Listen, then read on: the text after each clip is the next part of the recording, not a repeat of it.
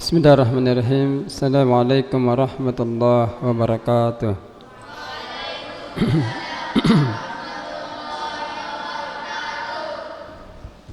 Alhamdulillah wal aqibatu lil muttaqin wala udwana illa 'alal zalimin. Asyhadu an la ilaha illallah wahdahu la syarika lah wa asyhadu anna Muhammadan abduhu wa rasuluh. Amma ba'd. Allahumma 'allimna bima yanfa'na wa anfa'na bima 'allamtana wa zidna ilma. Ya mu'allim Ibrahim 'allimna wa ya mufahhim Sulaiman fahimna. Alhamdulillah para hadirin dan hadirat dan para pemirsa yang selalu menyaksikan channel YouTube Minhajus Sunnah, barakallahu fikum ala hudurikum fi hadha majlisin ilm. Semoga Allah memberkahi antum di kehadiran antum di majlis ilmu ini. Ketahuilah bahwa kita menuju Allah Subhanahu wa taala dibutuhkan selalu bekal untuk menghadapi perjumpaan Allah Subhanahu wa taala. Sehingga kita butuh kerja keras bersungguh-sungguh untuk menyiapkan bekal yang terbaik. Sehingga Allah katakan, ya ayyuhan nas innaka kadihun ila rabbika kadahan famulaki. Hai sekalian manusia, sungguhnya engkau kerja keras untuk berjumpa Rabbmu. Oleh karena itu, kehidupan kita ini jangan dianggap biasa-biasa saja. Tapi kita anggaplah bahwa kehidupan dunia ini adalah kehidupan yang sangat berharga buat kita.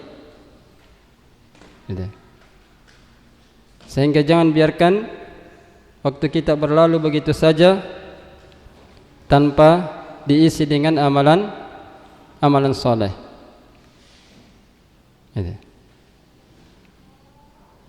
Sehingga Allah ingatkan kita, ya,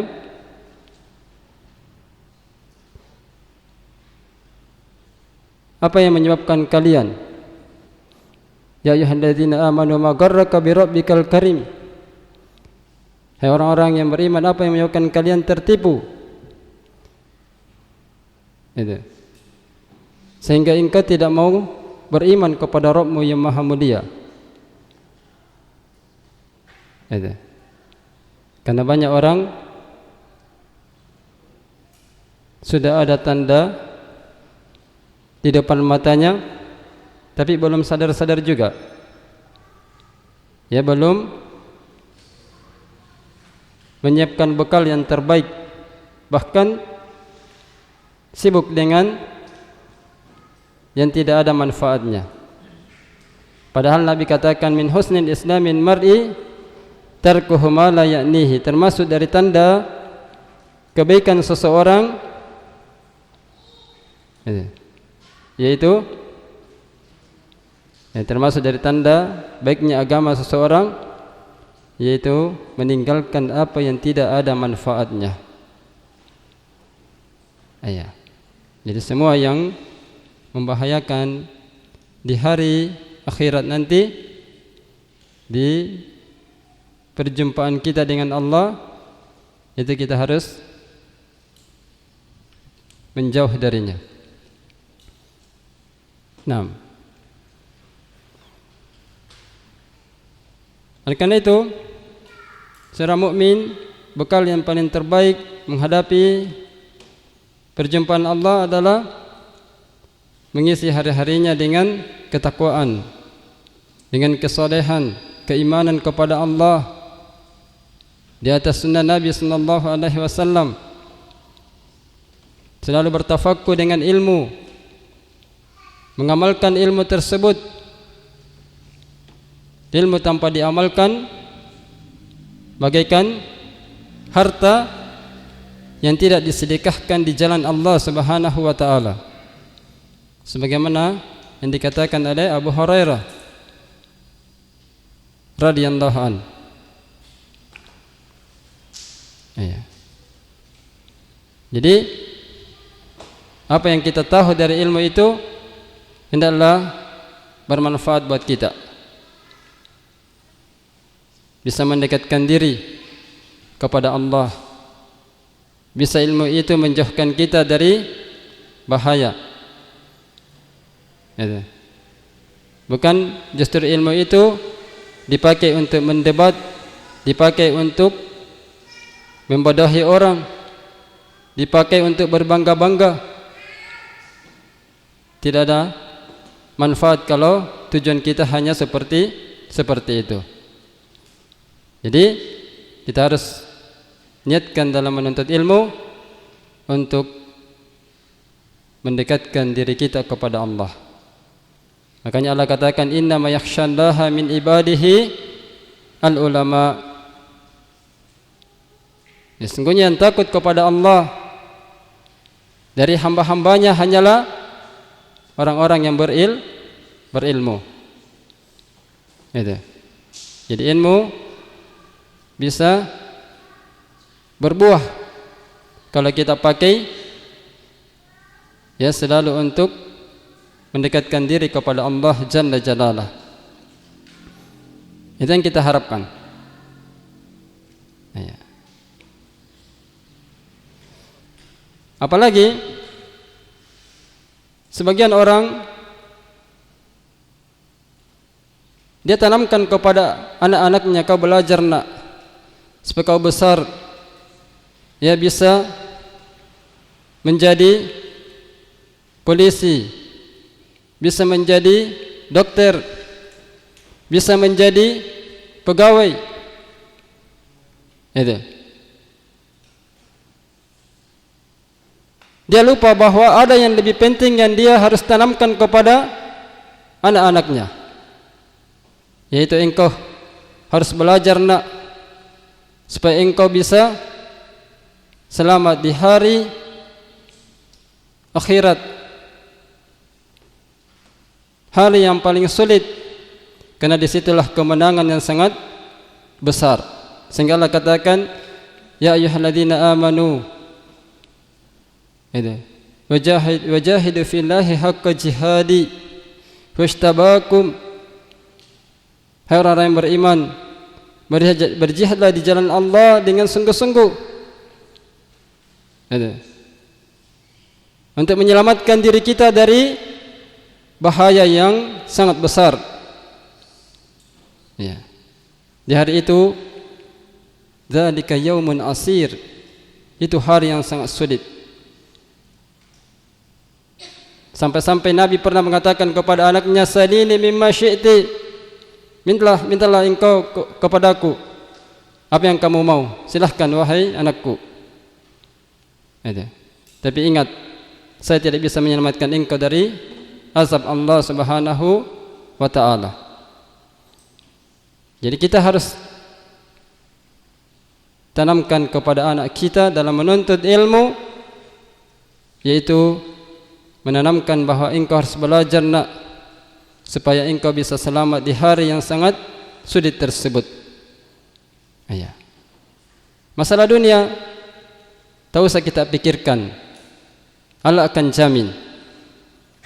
Tapi akhirat itu yang harus kita pikirkan.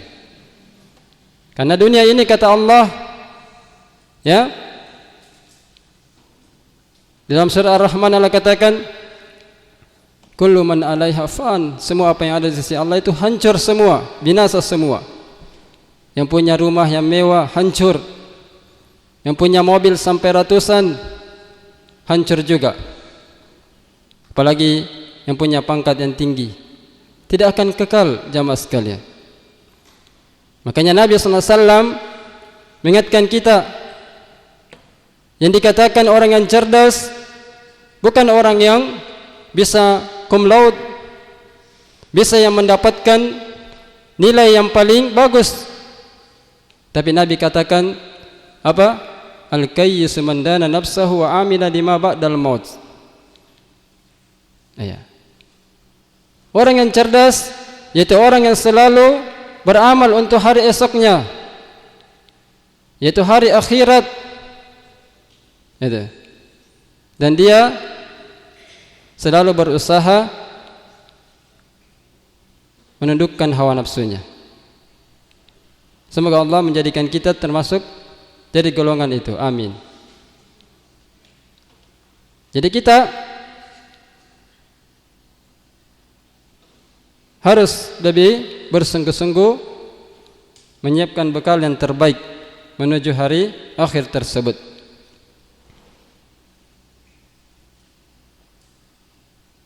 Kemudian,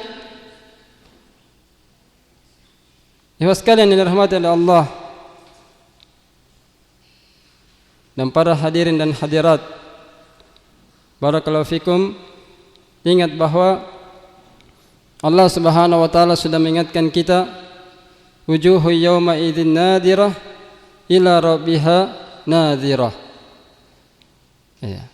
Jadi di hari akhir tersebut, di hari yang paling sulit tersebut, ada wajah-wajah yang berseri memandang Rabbnya Allah Subhanahu wa ta'ala yang indah, Masya Allah. Yang itulah orang-orang yang di waktu di dunia kerja keras. Dia tidak mengisi hari-harinya dengan kemalasan, dengan amalan-amalan yang sia-sia seperti syirik, kebid'ahan, seperti maksiat, atau hanya mengisi dengan kelalaian, hanya mengisi dengan urusan-urusan dunia tak saja. Waliyadzubillah. Ya. Ingat bahwa di hari akhir itu banyak orang yang menggigit jarinya lalu mengatakan, coba kalau celaka saya, sekiranya saya dulu mengikuti Nabi SAW, sungguh sangat beruntung bagi saya. Yauma ya'uddu zalimu ala yadayhi yaqulu ya laitani ittakhastu ma'ar rasuli sabila. Allah katakan dalam surah Al-Furqan, pada hari ketiga orang-orang zalim menggigit jarinya. Iya. Sambil mengatakan, celaka saya. Ya. Sekiranya saya mengikuti Nabi, sungguh sangat beruntung bagi saya. Jadi kita harus berhati-hati. Ya. Karena di hari yang sulit itu bukan jabatan menjadi tolak ukur, bukan harta yang menjadi penyebab keselamatan kita, bukan anak-anak yang banyak yang bisa menjadikan kita mudah masuk surga. Bukan. Allah katakan, yauma la yanfa'u malun wala banun illa man atallaha biqalbin salim. Pada hari ketiga tidak berguna harta dan anak-anak kita kecuali yang datang kepada Allah dengan hati yang salim, hati yang selamat, selamat dari syirik, selamat dari berbagai syubhat, penyimpangan, selamat dari syahwat yang diharamkan dalam agama ini. Itu. Taib, yang sekalian yang dirahmati Allah Subhanahu wa taala. Kemudian lanjutan dari dalam pembahasan kita tentang bab sujud sahwi. Kata ulama, ihtilaful ulama, asyakku fi salati ahadu asbabi sujud sahwi. Jadi ragu dalam salat itu salah satu dari sebab dibolehkannya kita sujud sahwi. Sebagaimana diriwayatkan oleh Imam Muslim dari Abu Sa'id bahwasanya Nabi SAW bersabda, "Idza syakka ahadukum fi salatihi falam yadri kam shalla salasan aw arba'an falyangdir fi syakki faliyabni ala ma istayqana thumma yasjudu sajdataini qabla ayyusallima." Jadi Nabi kita Muhammad SAW mengatakan, apabila salah seorang di antara kalian ragu dalam salatnya, dia tidak tahu berapa jumlah rakaatnya, apakah 3 atau 4, maka hendaklah dia melihat pada keraguannya itu. Ya. Jadi lihat baik-baik, dia perhatikan. Ya. Yang mana yang lebih kuat, 3 atau 4? Kalau 4 yang lebih kuat, berarti ikuti itu. Nah, waliyabni alama istaiqanah. Jadi hendaklah dia memperjelas ya atas apa yang menjadi keyakinan atasnya. Tsumma yasjudu sajdataini qabla ayyusallima. Kemudian sujud, dia hendaklah dia sujud 2 kali sebelum dia salam. Itu. Jadi hadis ini jelas ya, bahwa kita dibolehkan sujud 2 kali, bukan 1 kali, bukan 3 kali. Ya, karena ada orang dengan pendapatnya sendiri tanpa didukung dengan dalil mengatakan sujud 1 kali. Ya, padahal ini tidak ada dalilnya. Taib. Jadi ya, kalau tidak ada dalil jangan diikuti. Iya. Jadi asalnya dalam agama ini haram. Nanti ada dalilnya baru boleh kita lakukan. Iya. Itu ya.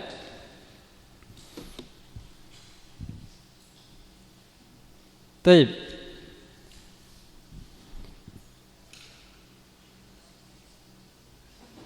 Kemudian faqauluhu idza syakka huwa maudi'ul khilaf. Maka perkataan Nabi di sini, idza syakka, apabila dia ragu. Di sini adalah tempat adanya silang pendapat. Fa dhahaba Malik wa Syafi'i wa huwa al-masyhur inda ashabi Ahmad wa Tsawri wal Auza'i wa Ishaq wa Rabi'ah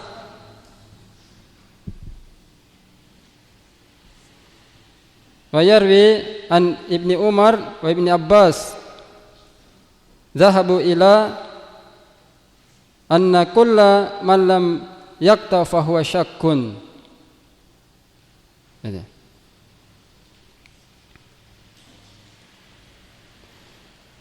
Jadi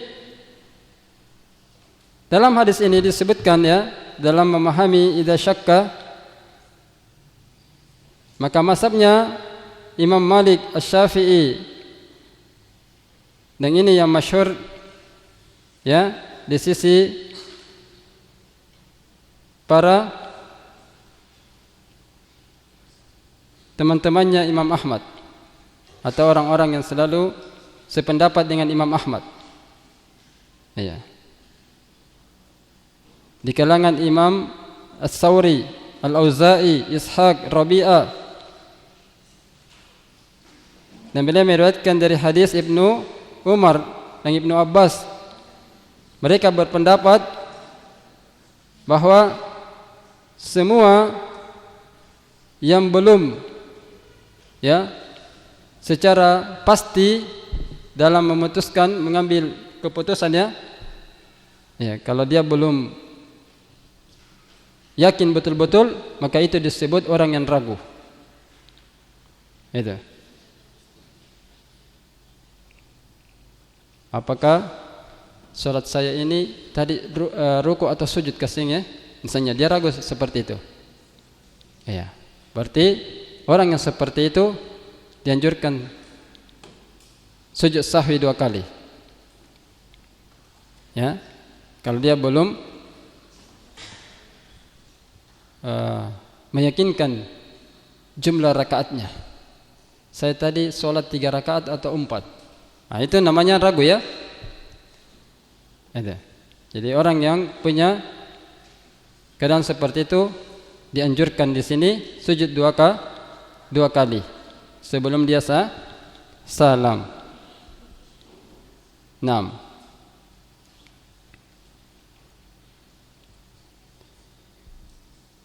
Jadi bisa dipahami ya. Itu. Jadi ini indahnya Islam. Ya, bahwa dengan keraguan itu ada jalan keluarnya. Ya. Apalagi orang yang banyak urusan itu dia biasa lupa. Ya. Dalam salatnya. Nah, makanya Allah kasih solusi. Itu. Jadi Allah ini zat yang maha mengetahui keadaan hambanya. Ya.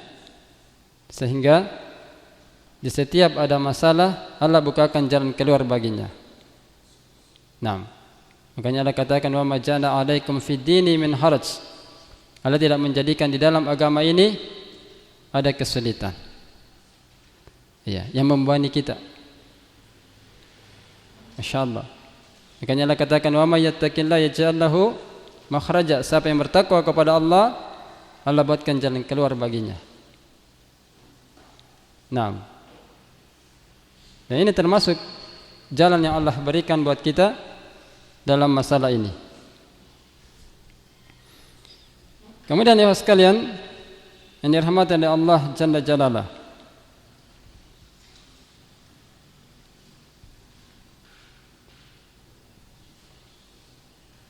kemudian wa in kana ahadul janibaini rajihan indahu faja'alu man ghalaba ala zannihi syakkan. Ya. Jadi kalau orang itu ya salah satu dari dua sisi tersebut ada yang lebih rajih, lebih kuat menurutnya, maka hendaklah dia menjadikan yang lebih kuat itu ya menjadi dugaannya. Ya, yang maksudnya keraguannya yang lebih cenderung ke situ. Kalau misalnya 4 atau 3. Mana yang lebih kuat? Itu yang diambil. Jadi kita menimbang diri sendiri ya dalam salat. Karena tidak mungkin kita tanya teman, berapa salat saya? Ya, ini kan dalam salat. Tidak mungkin kita tanya teman yang di samping. Ya. Misalnya imam, tidak mungkin dia balik ke belakang. Berapa jumlah salat saya? Jadi kita disebelahkan di sini ya mengambil jalan sendiri ya, jalan pilihan. Jalan keluar sendiri dengan cara seperti tadi. Nah, menjadi makmum di belakang, ikuti imam. Ya. Ikuti imam. Ini ya. Taib. Kemudian kata Syekh rahimahullah, wa maruhu ayaqta ma syakka fihi wa yabna ala ma istaiqana. Jadi para imam tadi, para ulama kita memerintahkan orang yang ragu tersebut ya agar memastikan apa yang membuat dia ragu padanya, yang menjadikan dia ragu, dan dia membangun atas apa yang menjadikan dia yakin, ya, yang menjadi keyakinan padanya. Wa qalu al-aslu adamu masyakka fihi, dan mereka mengatakan asalnya dalam kita beribadah itu adalah tidak adanya keraguan padanya. Itu. Jadi jangan kita sedikit-sedikit anggap ya ragu. Jangan, karena memang asal dalam ibadah itu buang semua keraguan. Iya. Itu ya. Jadi jangan membebani diri Itu tadi saya kentut kasing misalnya. Kalau tidak mendengar suara dan tidak mencium bau, jangan menduga-duga. Karena asal dalam ibadah itu adalah tidak adanya keraguan. Iya. Sebagaimana Nabi katakan, "Da'ma ma yuribuka ila ma la yuribuk." Ya, tinggalkan apa yang meragukan. Tinggalkan semua. Iya. Jadi jangan kita membebani diri sendiri sedikit ragu. Iya. Karena ada namanya penyakit waswas. Kadang setan mengganggu hambanya lewat pintu ini. Apa karena setan mengganggu seorang orang yang sholat melalui pintu ini? Iya. Jadi kalau sering ragu, itu setan menjadikan senjata untuk menyerang kita. Iya. Itu ya. Jadi buang keraguan-raguan dalam salat. Taib. Iya. Farajahu istihabal hal mutlaqan wa in qamati syawahid wa dalail ala khilafihi. Itu. Jadi mereka harus menguatkan itu yang benar ya secara mutlak. Itu. Jadi yang harus kita pakai ya. Naam. Wa in qamati syawahid wa dalail ala khilafihi wa lam ya'tabiru at-tahri bihalin. Ya. Jadi, ya sekalian kata Syekh di sini, dan kalau ada wa in qamatil syawahid, adanya pendukung-pendukung dan dalil-dalil yang tegak yang menyelisihi beliau, falam ya'tabiru tahri bihalin, maka ya tidak di sini katakan falam ya'tabiru tahri bihalin. Jadi hendaklah dia jangan punya tanggapan yang bebas dengan maunya sendiri misalnya.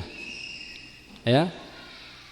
Kalau ada pendukung, penguat, dalil, itu yang harus kita lebih pegang.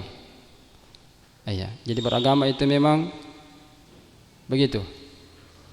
Harus dipegang dengan hujjah. Ya.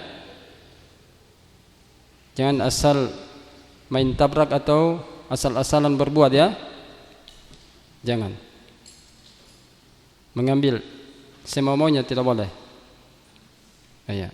Di dalam salat pun kita diajarkan seperti itu. Sama dalam akidah.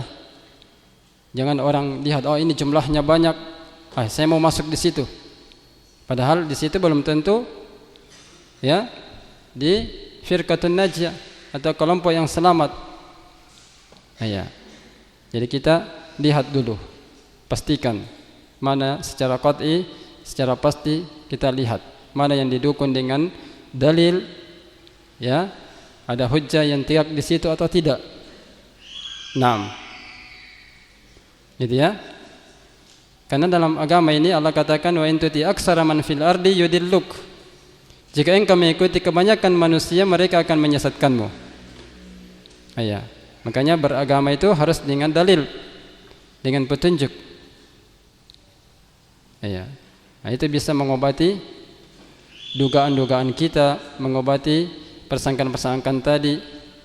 Ya. Sehingga kita berjalan di atas bukti.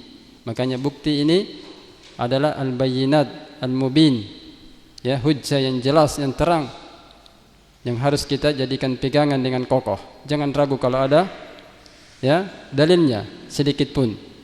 Walaupun 1000 orang mengatakan tapi kita ada dalilnya misalnya ya dan berbeda dengan mereka, maka kita harus pakai begitu. Sama dalam salat, walaupun seluruh jamaah mengatakan ya misalnya dalam jumlah rakaat sekian, tapi kita yakin bahwa saya salatnya sekian, maka itu yang harus kita perkuat. Nah, ya, misalnya dalam sholat seperti tadi ya, kita lebih yakin 3 rakaat. Ya, maka itu yang lebih harus kita pegang. Bisa dipahami ya? Insyaallah. Barakallahu fikum. Kalau bisa dipahami. Kemudian ya sekalian, wa dhahaba al-Imam Ahmad fi ihda riwayataini anhu ila anna al-munfarid yubna 'ala al-yaqin. Dan pendapat Imam Ahmad ya dalam salah satu 2 riwayat darinya ya kepada orang yang salat sendiri ya, dia membangun di atas keyakinan di hadis Abi Sa'id, berdasarkan dengan hadis Abi Sa'id tadi. Nah, jadi orang salat sendiri dia membangun ya di atas keyakinan, bukan di atas keraguan-raguan.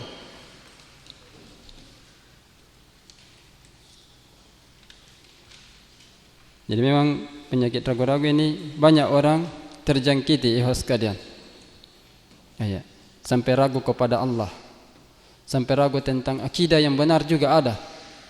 Akhirnya bingung sendiri. Ya. Padahal obatnya itu ada. Ada obatnya. Jadi sebagian ada orang membiarkan dirinya di atas keraguan itu sendiri tanpa dia mengobati. Akhirnya bimbang terus. Ini yang bahaya. Akhirnya dia tidak tahu dia harus berjalan di atas mana, manhaj cara beragama yang mana yang dia harus ikuti. Gitu ya. Jadi kita harus membangun di atas keyakinan. Kemudian wa amal imam fayubna ala ghalibi dhannihi. Ya. Jadi orang yang menjadi imam, kita tadi kan salat sendiri ya. Kalau orang yang menjadi imam, hendaklah dia membangun di atas dugaan yang lebih kuat baginya.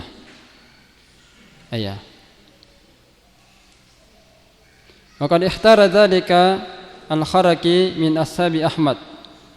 Dan sungguh pendapat itu telah dipilih oleh Al-Kharaki ya dari ya pendukung Imam Ahmad ya, yang sependapat dengan Imam Ahmad. Ya. Wal muwaffaq wa qala al-muwaffaq innama khasasna al-imam bidzalika lianna lahu man yantabihu lianna lahu man yunabbihuhu bi khilafil munfarid. Itu.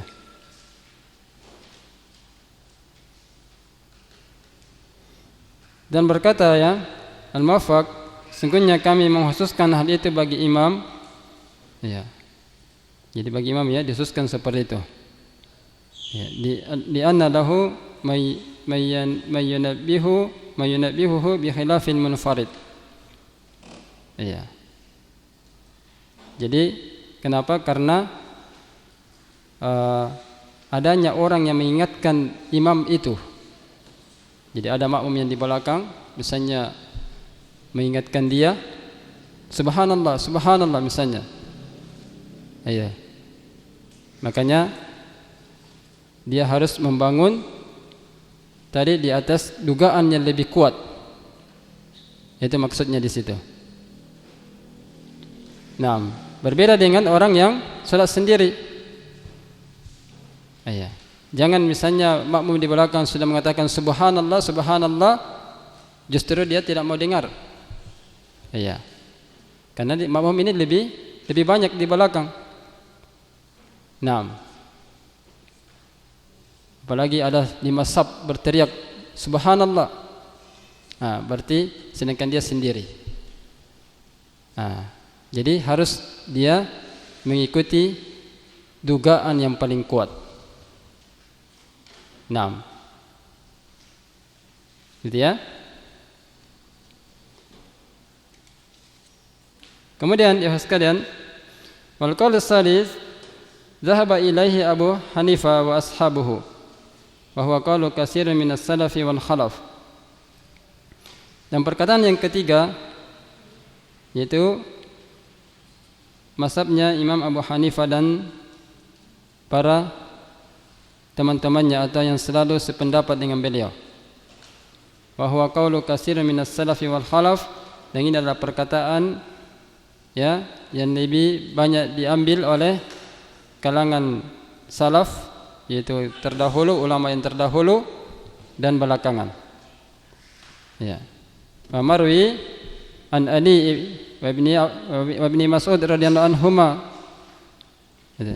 Dan beliau meriwayatkan dari ya Ali dan Ibnu Mas'ud radhiyallahu anhuma, wa hadzal qaulu huwa tahri wal ijtihad. Ya. Wa hadzal qaul huwa tahri wal ijtihad. Di mana perkataan beliau ya yaitu huwa tahri wal ijtihad. Wa anal bina ala ghalibi dhanni lil imam wal munfarid am mustanadu ila asahi ahadisil bab. Jadi apa yang beliau pegang yaitu bahwa dia boleh bebas memilih, boleh berijtihad. Itu. Begitu ya. Jadi beliau kalau misalnya dalam salatnya ya, boleh dia bebas memilih. Apakah 3 atau 4? Ya, dibebaskan. Ya, boleh berijtihad, boleh sendiri berpendapat. Kalau orang dalam salat dalam keadaan ragu ya, itu boleh. Ini pendapat mazhabnya Imam Abu Hanifah dan orang-orang yang sependapat dengan beliau. Nah, dan dia membangun ya di atas dugaan yang paling kuat bagi imam dan orang yang salat sendiri. Ya, dan mereka jadikan pegangan adalah hadis yang paling sahih yang kita bahas dalam bab ini. Nah, barakallahu fikum. Semoga bermanfaat apa yang kita pelajari, dan semoga Allah Subhanahu wa taala selalu memberikan kekuatan, kesehatan, keberkahan sehingga kita dimudahkan terus dalam meniti agama Allah Subhanahu wa taala. Barakallahu fikum. Subhanakallahumma bihamdik, asyhadu an la ilaha illa anta, astaghfiruka wa atubu ilaik.